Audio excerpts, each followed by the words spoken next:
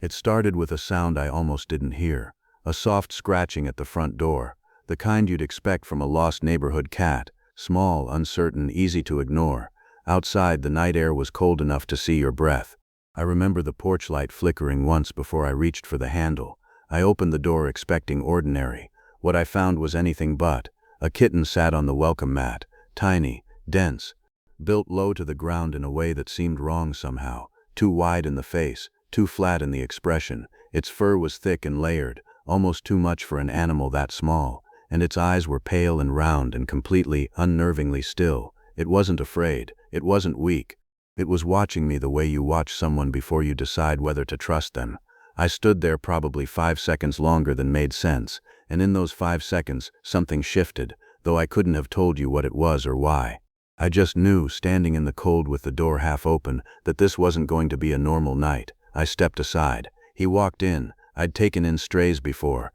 I knew what that usually looked like. The low belly, the wide eyes, the way they press themselves into the nearest corner and stay there for days. Fear. That's the first language of a lost animal. Every rescue I'd ever encountered spoke it fluently. This kitten didn't speak it at all. He moved through the house slowly, deliberately, the way someone moves through a space they're considering buying. He paused at the kitchen doorway, looked down the hallway, turned his head toward the window where the outside light was still pale and gray. He wasn't exploring out of curiosity. It was more methodical than that. He was assessing. I watched him from the kitchen entrance, arms crossed, not quite sure what to do with myself. He didn't meow, didn't make a single sound. When I set down a small bowl of water near the baseboard heater, he glanced at it, then looked back at me, as if waiting to see what I would do next. I sat down on the floor, just to be smaller, less threatening. He looked at me for a long moment, then walked to the far corner of the living room, tucked himself against the wall and sat, watching, not scared, not grateful, not anything I recognized. I told myself he was probably just exhausted, that the stillness was shock, that tomorrow he'd be yowling for food and knocking things off the counter like every other cat I'd ever known. I told myself a lot of things that first night. By 10 o'clock I'd turned off most of the lights. I left one lamp on in the living room, partly for him, partly because I wasn't ready to stop watching him yet. He hadn't moved from his corner, hadn't touched the water, hadn't made a single sound in almost 2 hours, but his eyes never closed. I'd had cats my whole life. I knew how they settled in, the kneading, the circling, the slow blink that meant they were finally starting to relax. I waited for any of it. It didn't come. What I noticed instead were things harder to name. The way he held his body, low and compact, weight distributed evenly, like he was always ready to move but never nervous about it. The way his ears rotated slightly at sounds I couldn't hear. The way he'd scan the window, then the door, then me, in the same order, over and over, without any of the restlessness that usually comes with fear. He wasn't adjusting to this space. He was cataloging it. Around midnight I finally gave up watching and went to bed. I left the lamp on, left the water out, figured he'd eat when he was ready, sleep when he needed to, and by morning he'd be some version of normal. I think some part of me already knew that wasn't going to happen. I don't know what time it was when I woke up. The room was dark except for the thin line of lamplight coming in under the bedroom door. I lay still for a moment, the way you do when something wakes you but you're not sure what. The house was quiet, no sound from outside, no movement. Then I turned my head. He was there, sitting on the floor beside the bed, not pacing, not vocalizing, just sitting in the dark, completely still, facing me.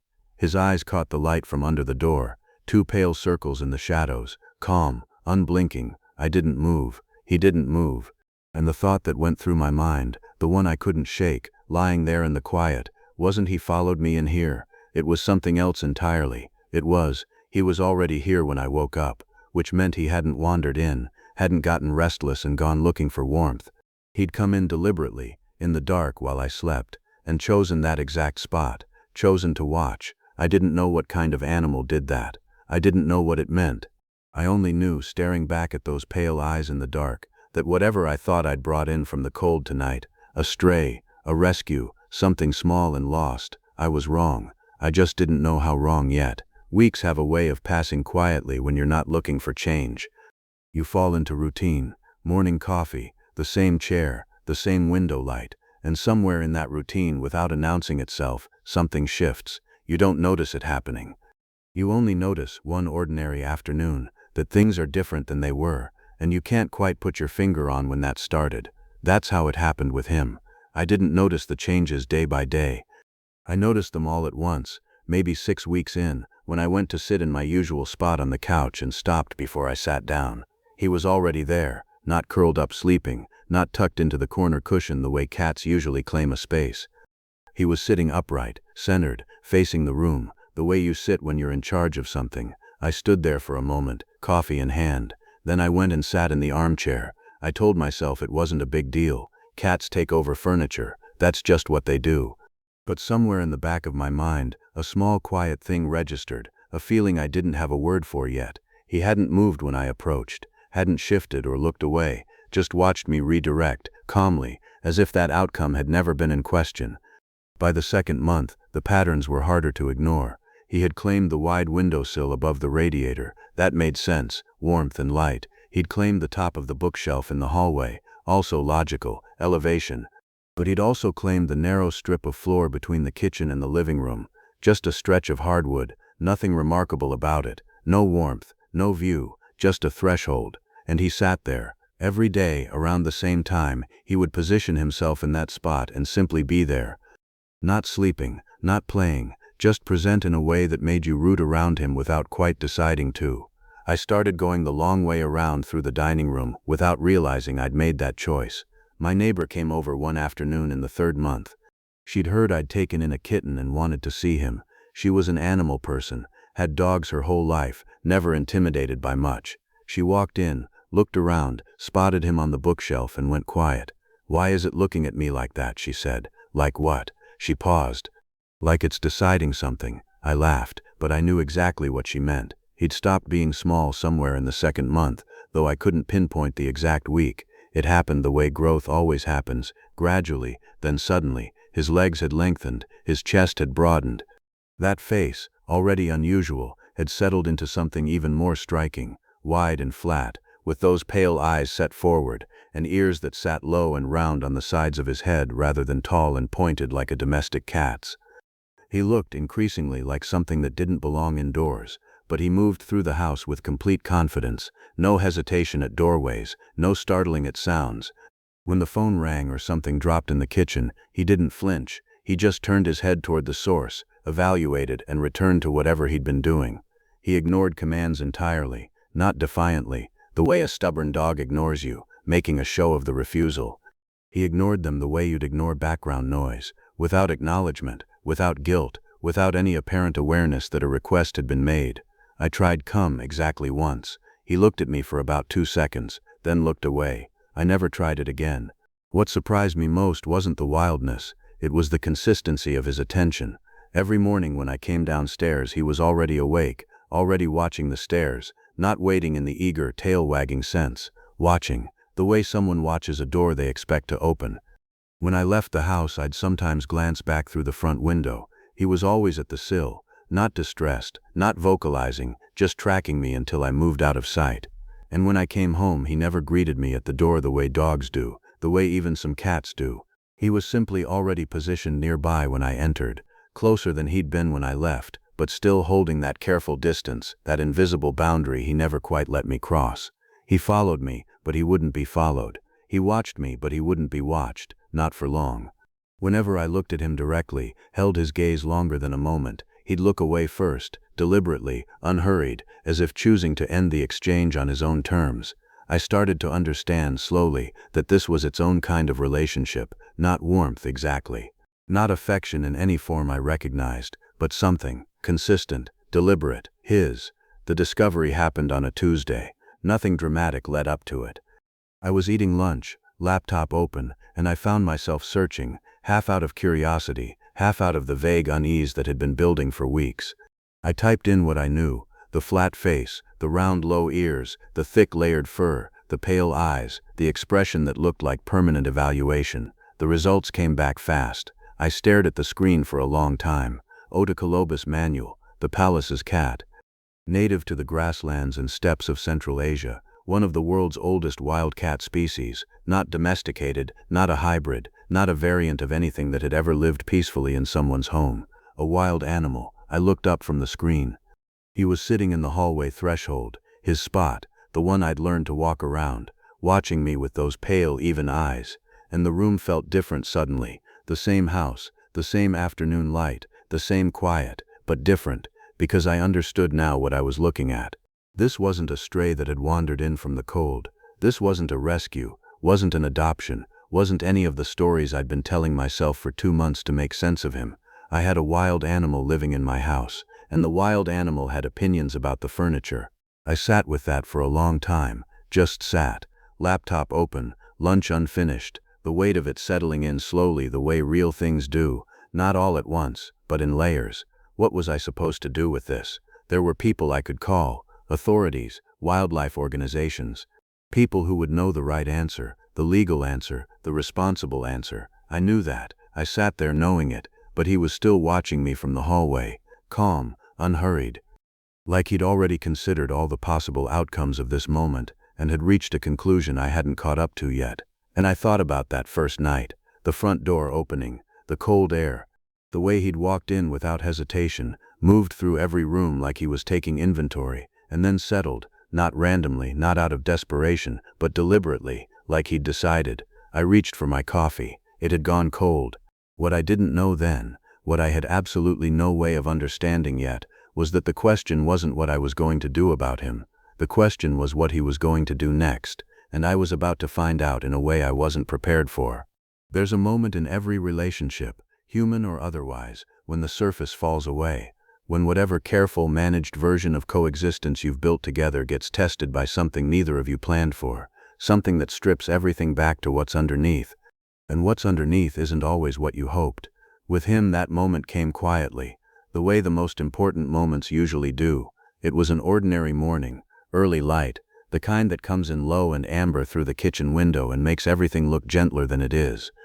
I was moving around the kitchen, half awake, pulling a mug from the cabinet. He was on the counter, not something I'd ever successfully discouraged, sitting at the far end near the window, watching the backyard the way he always did in the morning.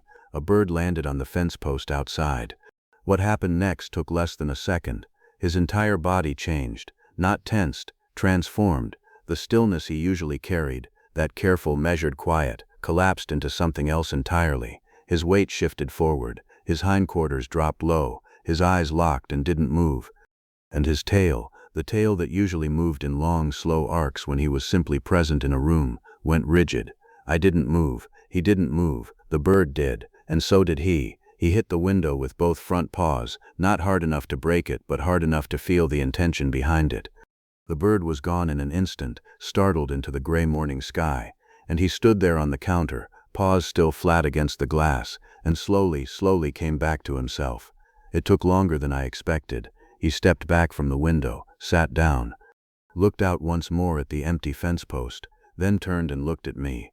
The pale eyes were the same as always, calm, even, the face unchanged, but I had seen what was underneath it. I stood with my coffee mug and didn't say anything. There wasn't anything useful to say. What I'd just seen wasn't bad behavior. It wasn't aggression. It wasn't something to correct or worry about or call someone over. It was just the truth of what he was, and the truth was stunning. I started noticing it everywhere after that. Not because it happened often, it didn't, but because I was paying attention differently now, watching for the seams in the stillness, the moments when the domestic surface of him thinned just enough to show what was underneath, the way he tracked birds through the window with his whole body, not just his eyes, the way he moved along the baseboard in the hallway some evenings, low and fluid, in a pattern that had nothing to do with play, the way his reaction time to sound was faster than any cat I'd ever lived with, not startled, never startled, but responsive, in a way that felt practiced, hardwired. He was not a cat who had wild instincts, an animal home little photos. He was a wild animal who had learned, for reasons I still didn't fully understand, to live in a house. Those are not the same thing, and increasingly the difference mattered. I began reading more about Pallas's cats in those weeks, not casually, seriously the way you read when you're trying to understand something that has consequences. I learned about their native range, the cold open grasslands of Central Asia, the rocky outcroppings where they shelter, the solitary hunts across landscapes that go on for miles without a tree. I learned they don't do well in captivity, that even in controlled sanctuary environments, they remain fundamentally undomesticated. that they tolerate human presence on their own terms, never fully on yours. I looked up from the screen one evening to find him sitting at the end of the hallway, watching me read. I had the strange vertiginous feeling that he knew exactly what I was doing. The door incident happened on a Thursday afternoon in what I think was the 7th month. I'd been in and out of the house all day, back and forth to the car, carrying things. I'd gotten careless, distracted. I came inside with both hands full, set things down on the kitchen table and turned around. The front door was standing open. I walked back to close it and stopped. He was gone. I stood in the open doorway for a moment, looking out at the yard, the street beyond, the empty afternoon, no movement, no sound. I went outside and looked, called his name, though I knew already that calling his name had never produced results in 7 months and wasn't going to start now. Walked the perimeter of the yard, checked under the porch, checked the hedgerow along the property line. Nothing. The afternoon stretched out. I went back inside and sat at the kitchen table and tried to think clearly about this. I went through the logical steps, the neighbors to check with, the direction the yard opened toward, the time of day, the weather. I tried to think practically. But underneath the practical thinking, something else was happening. A quiet, settling dread. Not the frantic worry of someone who'd lost a pet, though some of that was there too, something heavier, the specific fear of someone who has suddenly had the ground shift under them. Because I understood now, in a way I hadn't fully let myself understand before, what the stakes were. He wasn't a domestic cat who'd gotten outside and would panic and press himself against the nearest wall until someone found him. He was something else. Something that knew how to move in open space. Something that had instincts built for exactly this, for hunting across long distances in cold, sparse terrain. If he wanted to disappear, he knew how. The question was whether he wanted to. The hours passed. I left the porch light on. Left the front door cracked exactly the way it had been when he'd gone out. Some superstitious instinct, some idea that the opening should look the same as the invitation, made no logical sense. I did it anyway. Around 9 o'clock I turned off the television I'd had on for noise. The house was very quiet. I sat in the armchair, not his chair which I'd long since conceded, and listened to the house settle around me, and waited. At 11:43 there was a sound at the front door. Soft, familiar, scratching. I got up slowly, the way you move when you're afraid the moment might not be real, carefully, like sudden movement might break it, walked to the door, put my hand on the handle, opened it. He was there, sitting on the welcome mat, in the porch light, looking up at me with those pale, even eyes.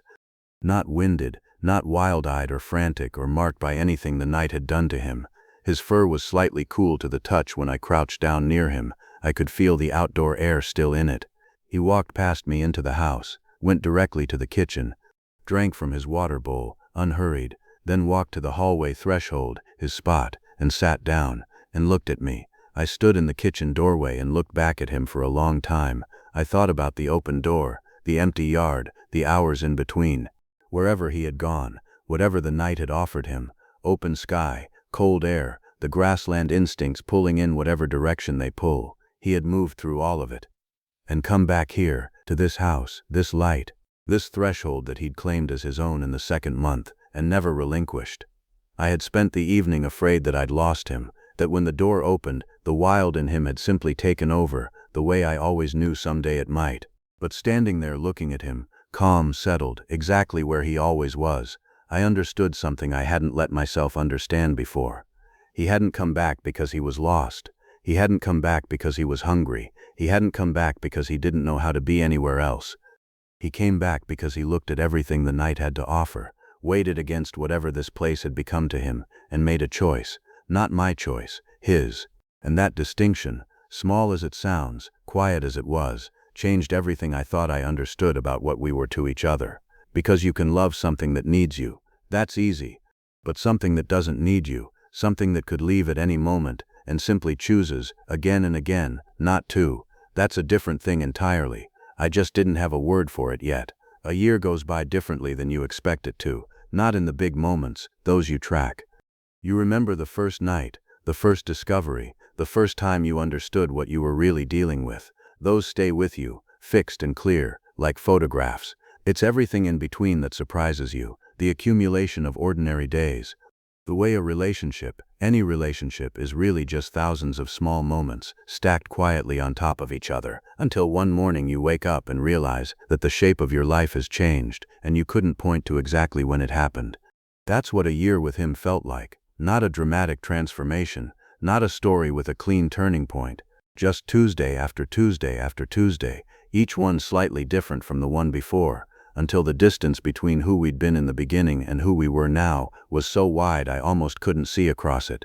He was fully grown now. I don't mean that casually, I mean it in the way that stops you sometimes when you look at him in the right light. The kitten I'd found on the welcome mat, small and dense and watchful, had become something that commanded the room he was in without trying, broad across the chest, low and solid in the way he carried himself. That face, flat and wide and ancient-looking, like something carved rather than born, had settled into a kind of permanent authority. He was not a large animal, Palace's cats rarely are, but size had nothing to do with it. He filled a room differently than any animal I'd ever shared space with, not loudly, not aggressively, the way a river fills its banks, quietly, completely, without asking permission. The house was, without any formal negotiation, his. Not in the chaotic way people joke about cats owning their owners, the knocked-over glasses, the 3 a.m. sprints, the theatrical protests at feeding time. None of that had ever been his style. His ownership was quieter and more complete than that. The windowsill above the radiator, his. The hallway threshold, his. The wide arm of the couch where the morning light hit longest, his. These were not negotiable spaces. I had stopped thinking of them as mine sometime around the 4th month and never reclaimed them, but it went beyond furniture. He had established, through nothing more than consistent presence and the particular weight of his attention, a kind of order in the house. Visitors felt it immediately. They'd come in, spot him, usually on the bookshelf or the couch arm, watching them with that calm, unhurried evaluation, and instinctively lower their voices, not because he was frightening, because something about the way he held himself suggested that the space had standards. My sister came for a weekend in the fall. She'd grown up with cats her whole life, considered herself entirely unsentimental about animals. She lasted about 20 minutes before she said quietly, "He knows something we don't." I didn't argue with her. What had changed in me was harder to name. Not harder to feel. I felt it clearly, had felt it building for months, but the language for it kept coming out wrong. Too large or too small. Too sentimental or not sentimental enough. I'd started this, a year ago, thinking I was doing something generous, taking in a stray, offering shelter to something small and lost. The whole familiar architecture of rescue, the one who needs help, the one who gives it, the clean transaction of care exchanged for gratitude. None of that had happened. He had never needed rescuing. Looking back now, I wasn't even sure he'd been lost. He'd arrived with a certainty about him that I hadn't recognized at the time because I was too busy projecting the story I expected onto an animal who had no interest in playing his assigned role. He hadn't needed me to save him. He had, for reasons I would probably never fully understand, decided that this place suited him, that I was acceptable company, that the arrangement, warm, quiet, reliable, was worth choosing, and he had kept choosing it. Every day in the particular way that animals choose things, not with words or gestures or declarations, but with presence, with the simple daily fact of still being here. There was an evening in early winter, about 2 weeks before the year mark, that I keep coming back to. The light outside had gone early the way it does in December, the sky darkening before 5 o'clock, and I'd turned the lamps on and made tea and settled into the armchair with a book I wasn't really reading. The house was quiet. Outside, somewhere down the street, someone was moving through leaves, the sound coming in faint and dry through the old window frames. He jumped onto the couch, not the arm, the cushion itself, closer to the center than he'd ever positioned himself before. He circled once, the way cats do, a motion so instinctive it bypasses everything else, and then settled, tucked his paws underneath him, became still. He was perhaps 18 inches from where I was sitting. For him, that was proximity. I didn't move, didn't reach toward him, didn't say anything. I had learned, over 12 months, that the best thing you could do with a moment like this was simply not ruin it. Let it be what it was. Don't ask it to be more. We sat like that for a long time, the lamp burning low, the tea going warm in my hands.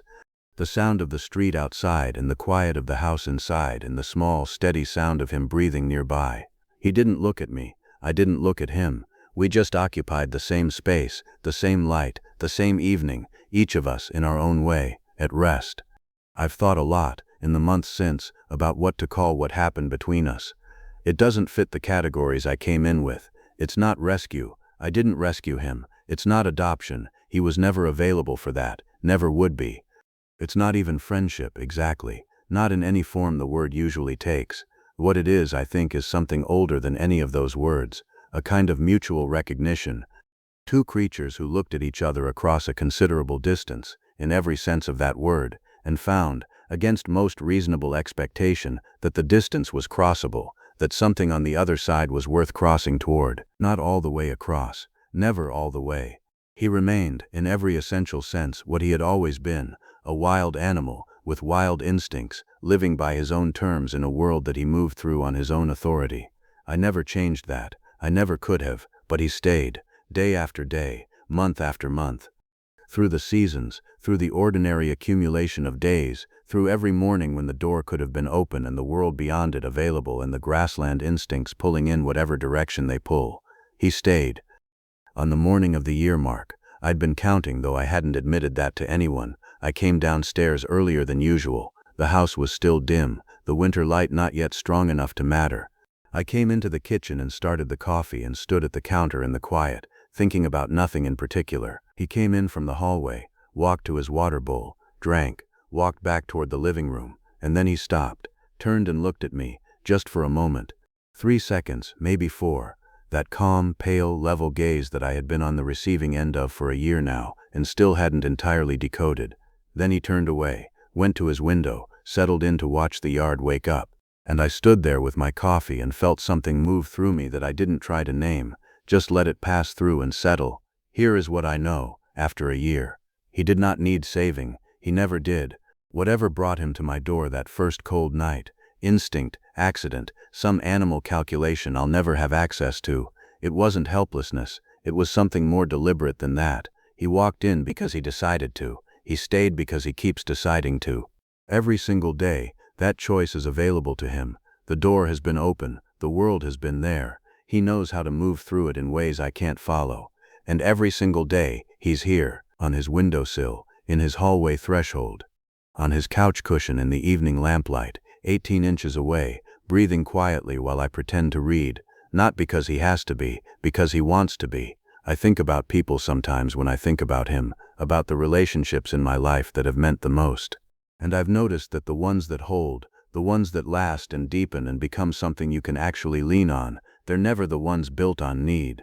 They're the ones where someone who had every reason to leave, and every ability to leave, looked at the situation and said quietly, without drama or declaration, "I'm staying." He taught me that. A palace's cat, on a welcome mat, in the cold, who walked in like he owned the place. Because, it turns out, he did. I didn't take him in. He decided to stay. And after a full year of watching him choose this, choose the window, choose the threshold, choose the couch cushion 18 inches from where I sit, I've stopped trying to understand it. I've just started being grateful for it.